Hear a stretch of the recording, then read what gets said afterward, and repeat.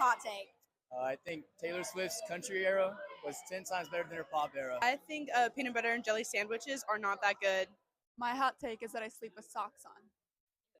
Hamburgers are overrated. Cold showers are better than hot showers. My hot take is I like Slims over Canes. New Taylor Swift is overrated. Pineapple is incredible on pizza. My hot take is that ranch belongs on everything, even mac and cheese and pickles. Post Malone should have never stopped making rap music. My hot take is that Ohio isn't actually real because it's not. Cereal's way better without milk. Morgan Wallen is one of the worst and most overrated music artists ever. My hot take is that running is fun. Lose Yourself by Eminem is a top 5 worst song.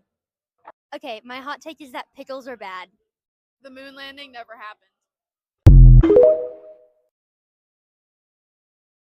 These are my hot takes with little to no explanation. The Office is not a good show. It's genuinely just not funny to me, and I don't understand the hype around it at all. Avocados are disgusting, and I don't understand how people literally just eat them plain. Maybe in guacamole, it's not so bad, but even avocado toast to me is just not the best. Being late to literally everything is something that's not cute, but a serious character flaw, and this is coming from somebody who is usually late to most things. I need to start working on that. Taking a bath is literally disgusting and nobody can tell me otherwise. Timothée Chalamet is not cute. He's just famous. Genuinely, I give him a 4 on a scale of 1 to 10. Matter of fact, Drew Starkey is not cute either. Just famous. Chick-fil-A is extremely overrated. Respecting your elders is not and should not be a thing. Respect is earned no matter how old you are. I genuinely do not care that my boyfriend loves to play video games. Something that he enjoys to do. It has nothing to do with me, and honestly, it gives me my alone time. I love mint chocolate chip ice cream. It's so good. A bachelor party at the strip club?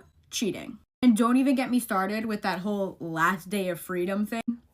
What do you mean? Like, we haven't been in a relationship for the last couple of years? I don't understand. If you voluntarily drink beer specifically for the taste, I don't trust anything that you say. And while we're on the subject, dirty martinis. If I'm really being honest, I've never had one, and I do love olives, but I just can't get myself to try one because the thought of it sounds disgusting. I feel like it's something you drink solely for pictures and just to say that you're drinking one. I think that going to bed mad sometimes in a relationship is necessary to get over the fight. I hate that there's so much pressure on the never go to sleep mad at each other because sometimes people just need to cool down. As long as you go to sleep with the intentions like, hey, I need to cool down, give me maybe until tomorrow, I want to sleep on it. Remember, this is my own personal opinion, but let me know your thoughts, questions, and concerns in the comments. Bye.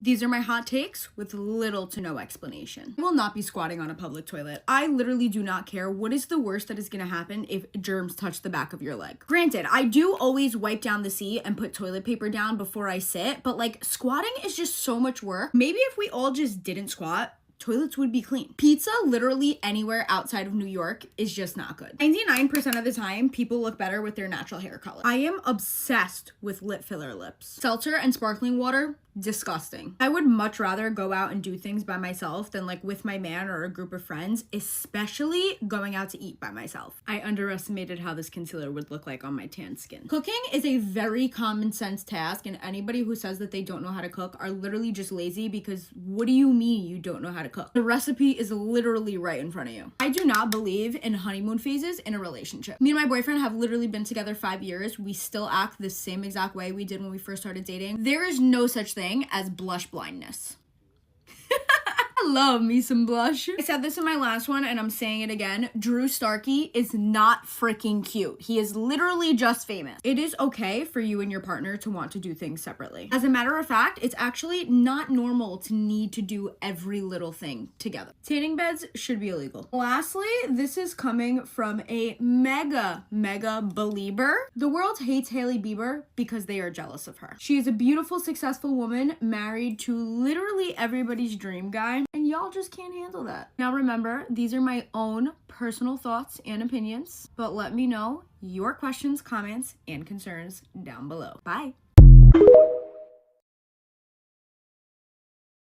Dating hot takes, love it or leave it. A woman has to be down bad on all fours, begging for a man to treat her better at least once or twice for developmental reasons. Like, it has to happen. You can't interfere. I swear once you go through that once or twice, you will never let that happen again. Don't need a date to marry. That's what's going to keep you trapped in a bad relationship or force you to settle. Date for fun, and if it sticks, get married. A man doing you dirty has nothing to do with you and everything to do with what they lacked in their childhood and won't go to therapy for. The number one quality I'll be looking for in my husband is crisis management. When you get married and have kids, you deal with a lot of serious shit, so I need to make sure my husband is capable of coping without spiraling into drugs or women or abandoning my children. Okay, hot take.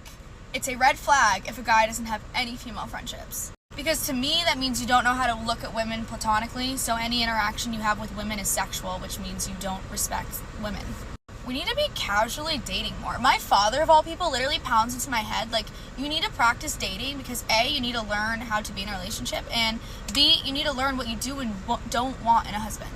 Dating doesn't have to be this, whole big thing, you know? Do not listen to the internet. Social media is not your friend. My For You page tells me every single day that all men are liars and evil and everyone's gonna hurt me.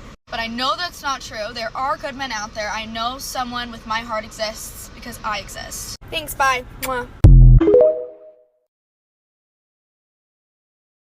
I don't know how to say this without getting canceled, but hear me out. I hate customers. Let me explain. I feel like there are customers and then there are people who are also customers. Does that make sense? There are people with normal thoughts and normal brains. They are people first and they are just so happen to be an establishment being a customer. Does that make sense to you? And then there are customers who they are literally just people who aren't even real, who just come in how can I ruin your day? How can I be the biggest bitch? How can I be so stupid that it literally makes you question is everybody this dumb? If you work in customer service, I know for a fact, I know I'm not alone on this. If you work in customer service, you realize how stupid the general public is. It literally makes me concerned. The questions that people ask me, I'm I can't even think of one off the top of my head because the things that they say are just so insanely stupid that it's you literally have to be so dumb. You have to be a robot or an alien or literally have no brain or I just don't get it. People are so stupid and I hate customers. But the people who are people first and just so happen to be buying coffee from us, I love you guys because you guys treat me like I'm a normal person because I am a person before I am a barista, you know? Yeah, I fucking hate customers. Here's my hot take for the day.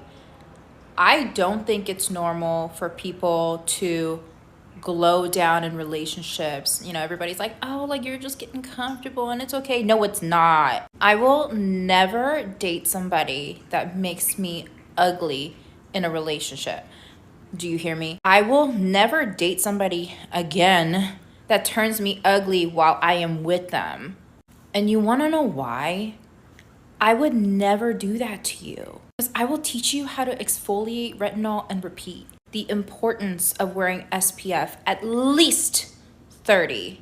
If you had any bald patches, your beard doesn't connect, I will get you a microneedling device and Latisse, whatever I gotta do, because I'm a real ass bitch. I will cook your meals and make sure that you're getting enough protein for your body weight and your goals. So do you understand me? I would never do that to you. So why would it be normal for that to happen to me? Probably a scalding hot take. I think mean girls are jealous girls and jealous girls are mean girls. And I truly have never had a drop dead, beautiful, gorgeous girl ever be mean to me, you know? I care about a lot of things, but here's a list of things that I could not care less about. Things that I could not give one single shit about. Red dye 40. That doesn't feel like that's my responsibility to care about that. Okay? So it's in everything we consume. What the fuck am I supposed to do about that? It's in everything I like. It's in hot Cheetos. It's in candy. It's in makeup. It's in everything. I don't care. I don't care about red dye 40. My screen time. That's information that's being given to me that I did not ask for. Okay, so I was on my phone a lot. And I don't know why the iPhone's telling me how much time I spent on my phone, knowing full well they're also encouraging me to spend $1,000 to be on this phone. I bought this phone to be on it. And you're gonna shame me for my screen time? Your screen time was up 20% from my, okay? So I don't have a life. You don't need to tell me that. Money spent on anything less than $10. I do not give a shit about anything that I buy that's less than $10. That's free. Okay? That's why the Target dollar section is so scary. If it's under $10, it's going in my basket. It doesn't really count. I'm also not returning it. It's just there. I really do not care whether or not you like Taylor Swift. It really goes for like any artist, but she just seems to be the one. If you don't like her, I do not care. And also, if you're like telling me that you don't like Taylor Swift, that's bizarre behavior, in my opinion. You know what artist I don't like? You don't? Oh, because I don't talk about it on the internet? Weird. Sports. Ooh. I know. I used to play a sport. And even when I played that sport and we lost a game and girls were like crying, I'm like, you guys need to actually get a legitimate grip. Get a grip. You're playing a game of volleyball in high school. Hello? Even like NFL sports, when they're like all set they lost, I'm like, I know it's sad to lose a game, but like, we're crying, but you still made millions of dollars? I just don't care about sports. Like, if you lose, if you win, it does not affect my life in any way, so I just cannot seem to care about it. How you gave birth. I would love to hear your birth story. That's awesome. That's not what I'm talking about. If you gave birth with an epidural, cool. Without one, also cool. C-section, cool. On the side of the road, really cool, actually. I don't care how you gave birth. It does not matter to me. It does not affect how I view you as a person. I don't care. Lastly, this one's really gonna piss off one of my friends, but whether or not something is perfectly straight. I know. I do not care. If I hang a picture and it's slightly crooked, okay. Like if I'm putting something up and it's just not perfectly aligned, like, okay. It doesn't need to be straight, and neither do you. So those are just things that I could not give a shit less about. Bye. Let's talk about my friendship hot takes. A true friend would never be somewhere where you are not welcome. If you are chronically late to things, or even worse, canceling on plans with friends last minute, you are the worst kind of person, and I would never really consider you to be my good friend. I totally understand spending most of your time with your significant other, especially at the age where people are almost getting engaged and moving in and making those big steps. It makes a lot of sense why your significant other is priority. It is so strange to me when people hang out with people that they actively talk poorly about and dislike. Like, if you don't like someone, don't hang out with them. Which may sound like common sense, but there's too many people that will literally post someone on Instagram like their best friend, but if you talk to them, they literally hate that person. You are 100% aware of someone's flaws and you still make the conscious effort to become friends with them. I think you lose the right to like constantly fight about those flaws or bring those things up because you full on knew that was a thing and made the choice to be their friend. I will like immediately pull back from a friendship if I don't agree with your life choices. It's no hard feelings, but it's hard for me to build deep connections with people who don't have the same like viewpoints on life. Like, how would I go to you for advice if I don't agree with the choices that you make? I think that's all. Not to make everyone mad, but these are my relationship hot takes. Moving really fast isn't always love bombing. Sometimes you just know when you like someone, and you should move kind of fast if you're grown adults and like each other. The phrase, if he wanted to, he would, will literally always stand true to me. I totally respect people who have more offline relationships, but I think keeping your relationship totally hidden is a little bit of a red flag. And speaking of social media, I think if you're in a relationship, there's really no need to be following random people like of the opposite sex on Instagram and like liking their stuff, and especially liking stories. Like, I don't see a world where that's necessary. I know it's like a joke for some guys to always be joking about how much they hate their girlfriends or hate being around their girlfriends and just like how their girlfriends are so annoying, but I think if your partner is literally always talking about how annoying you are like to their friends, and your boyfriend and his friends get together and talk about how much they hate their girlfriends, that's so weird. Like, you should like each other, and if you don't like spending time together, that's so crazy. I don't think everything should be so 50-50 when you're living with a partner. I've never lived with a boyfriend, so maybe my opinion will change, but I don't think you should be splitting everything down the middle, always Venmoing each other back and forth. Like, you should just be a unit, and I don't think everything should be 50-50 down the middle like a roommate would be. I'm probably missing some. I think I can go on about this forever. If anyone should be wearing a thong, it should be 30-plus-year-olds. Like, if there's anyone who should be showing off their body, it should be grown adults. Why all of a sudden when you hit the age of 30, you're telling yourself, I can't show off skin. I can't be slutty anymore. I'm not a minor. Please put on a mini skirt. My views are down, so I'm going to say my most controversial opinion. If you are past the life expectancy, you should not be allowed to vote. In this country, a 16-year-old could be working a job, paying taxes, but not be allowed to vote on decisions that are going to affect them for the rest of their life. But a person who is like 95 and knocking on death's door can. Also, once you hit 60, you have to retake your driver's license test every 5 years. Then once you hit 75, it's yearly. Old people can't ride bicycles. I don't make the rules. Once you hit 75, when you go to the DMV, you have to get sturdy every single year to keep things lively, or else you're exiled. Honestly, I just want to keep things fresh, lively, if you will. Unpopular opinions that are actually unpopular.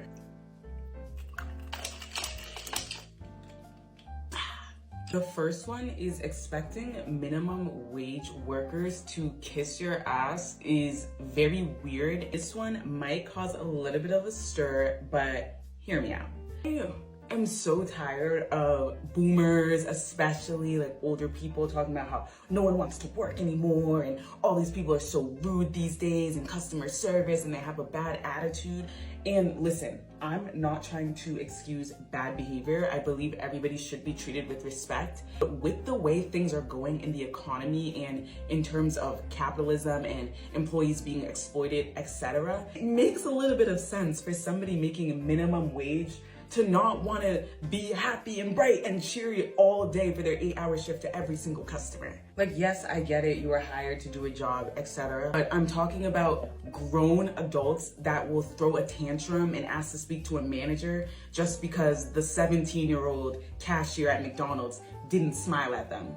Like, no offense, but if you are not in a luxury place or you're not in a place where people are getting tipped or getting gratuity, etc., it's really not that serious if the cashier has a little bit of like a problem. Like, bro, this is McDonald's. The other day, I was at CVS and the cashier kind of had an attitude and was checking her phone as like the receipt was printing, but this is CVS. Like, I don't care. I don't care that the 17-year-old cashier who works like 20 hours a week while she's in school is not, you know, dedicated and devoted and, you know, and jumping for joy all day. Like, we're not at the Four Seasons. We're not at the Ritz-Carlton. We're not at, you know, Ocean Prime here. This is CVS. Damn, this is a Wendy's. Why are you running and asking to speak to the manager because the part-time college student 19-year-old cashier didn't smile at you when you came in? Like, seriously, it's really not that deep. Not to mention that people are being exploited. People are being paid $17 in an economy where the average one-bedroom is almost 2 bands a month. So I understand the frustration, and I truly believe if you're working at a minimum wage establishment, fast food, CVS, convenience stores, stuff like that, like, you don't have to go the extra mile for me. Like, I promise, like, you really don't. And I'm not gonna go and get the manager and be extra. I think that that's mad weird unless something is like really, really bad. My next unpopular opinion is talking bad about the people that are still friends with their high school friends is weird and you're jealous. I always thought that that was so strange, to try and talk down on people for being able to maintain long-term friendships. How does that make sense? How are you mad that somebody has mastered the skill of having long-term friendships? I truly believe as human beings, the most important thing for our happiness and development is who we surround ourselves with. Surrounding yourselves with people that you can trust, people you can count on, is so essential to just the human journey and development and excelling in your life. So I think it's really admirable when people are able to maintain friendships with longevity.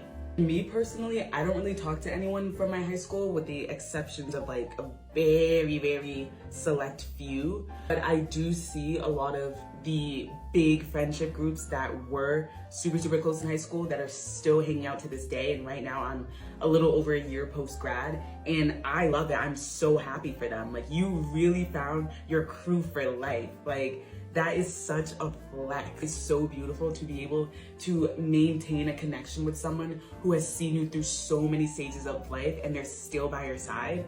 I love it. Like, I really think it is so strange to see people happy with friends and talk down on them. Babe, you need to do some unpacking. You need to do some shadow work, you know, unpack why seeing people happy makes you bitter and makes you try and act like you're better than them because you didn't maintain friendships, but they did. Last unpopular opinion is pretty dark, not gonna lie, but I support physicians-assisted unaliving. I truly believe the people that are against this have never experienced actual severe clinical depression. Depression is so insidious, it's so difficult to deal with. It really warps your brain and lies to you constantly. It'll tell you things like, oh, nobody cares about you, everybody hates you. And some people have treatment-resistant depression, and those are the people that are typically candidates for the physician's assistant, you know. There's rules and regulations, like you don't just say, oh, like, I don't want to be here anymore, and they're like, okay, you know, get in, you know. Really make sure you've tried everything. You've tried every single kind of therapy. You've tried multiple antidepressants. You've tried, you know, meditating. You've tried finding a higher power. You've tried everything. And if you really have and you still don't want to be here, that's a choice you should be able to make safely. Because at the end of the day, unfortunately, people are gonna do it anyways, you know? So what's better for people to do it anyways and be found by their loved ones or even be found by a stranger, which will possibly traumatize the person who found them, and then that person is gonna spiral emotionally, and then maybe they might have dark thoughts one day, or if they try and do it publicly, then people are gonna see all the ambulances and the police, people are gonna ask, oh, what happened? And it's just like really, really sad. I think it's better for someone to go on their own terms than to be forced to stay here and suffer, or to just take matters into their own hands and possibly like really, really traumatize other individuals. This is the final makeup look, and definitely ended that on a bit of a sad note, but this is the final makeup look. And if you guys want more unpopular opinions or whatever content you want, let me know, because I have a lot of stuff to say.